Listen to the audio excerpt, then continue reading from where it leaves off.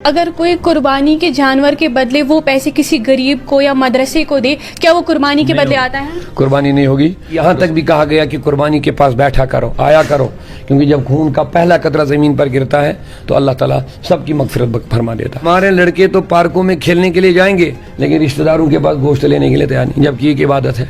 Time ان کے پاس ہے لیکن فضول کاموں کے لیے، نیک کاموں کے لیے ٹائم ہی نہیں ان کو۔ اگر کوئی قربانی کے جانور کے بدلے وہ پیسے کسی غریب کو یا مدرسے کو دے، کیا وہ قربانی کے بدلے آتا ہے؟ قربانی نہیں ہوگی۔ رسول اللہ صلی اللہ علیہ وسلم نے فرمایا کہ بنی آدم اگر کوہ احد کے برابر ان دنوں میں جو قربانی کے دن ہوتے ہیں، کوہ احد کے برابر بھی اگر یہ سونا خرچ کرے گا تب بھی اتنا ثواب نہیں ملے گا جتنا کہ جانور کا خون زمین پر ڈالنے کا ثواب ملے گا۔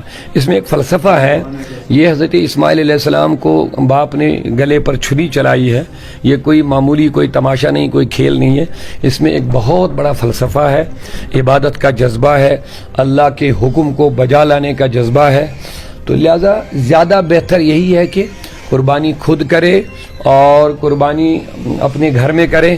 اب آج کل لوگ بڑے سست ہو گئے ہیں، مدرسوں میں قربانیوں کا جو اہتمام وغیرہ ہوتا ہے، اب مجھے لگ رہا ہے کہ یہ بھی اب لوگوں کی ایک سستی ہے، کہالت ہے۔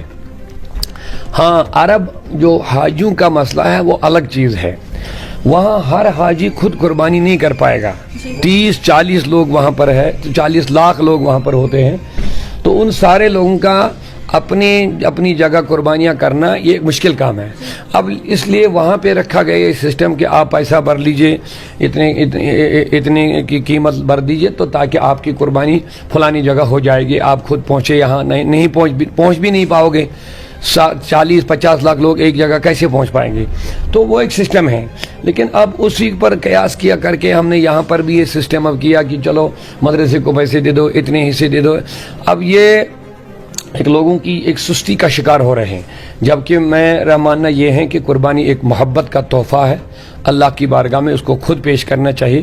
حضور صلی اللہ علیہ وسلم سے ثابت ہے کہ انہوں نے ہر سال اپنے ہاتھوں سے قربانی کی ہے، اپنے دستے پاک سے، اپنے گھر میں، بلکہ یہاں تک بھی کہا گیا کہ قربانی کے پاس بیٹھا کرو، آیا کرو، کیونکہ جب خون کا پہلا قطرہ زمین پر گرتا ہے تو اللہ تعالیٰ سب کی مغفرت فرما دیتا ہے۔ تو وہ جذبہ ہونا چاہیے۔ آپ پہلے زمانے میں دیکھ لیجئے، ہمارے بزرگوں سے آپ سن لیجئے کتنا اہتمام ہوتا تھا قربانی کا، سارے لوگ اسی جذبے کے ساتھ موجود تھے کہ نہیں قربانی کرنی ہے، لیکن اب آہستہ آہستہ اس کا وہ جذبہ، وہ شوق و ذوق لوگوں کے اندر ختم ہو جاتا ہے۔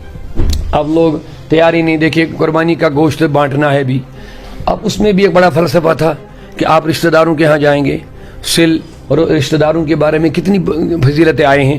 میرے آقا نے فرمایا کہ جو چاہتا ہے میری عمر میں برکت ہو، میرے رزق میں برکت ہو، فلیصل رحیمہ، تو اس کو چاہے کہ رشتہ داروں کے ساتھ اچھا سلوک کرے۔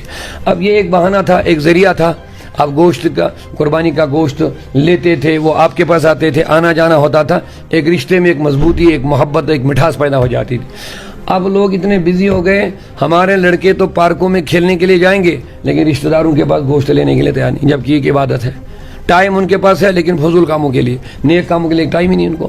تو میری گزارش ہے خود قربانی کرے، اچھے سے کرے، شوق ذوق سے کرے، اپنے گھروں میں کرے، اس کا پورا اہتمام کرے، خوش دلی سے کرے، اور وہ فلسفہ یاد کرے کہ حضرت ابراہیم نے اللہ کی رضا کے لیے اپنے بیٹے کے گلے پر چھری چلائی، یہ فلسفہ ہے اس کا، اللہ کے حکم کی کتنی اہمیت ہے۔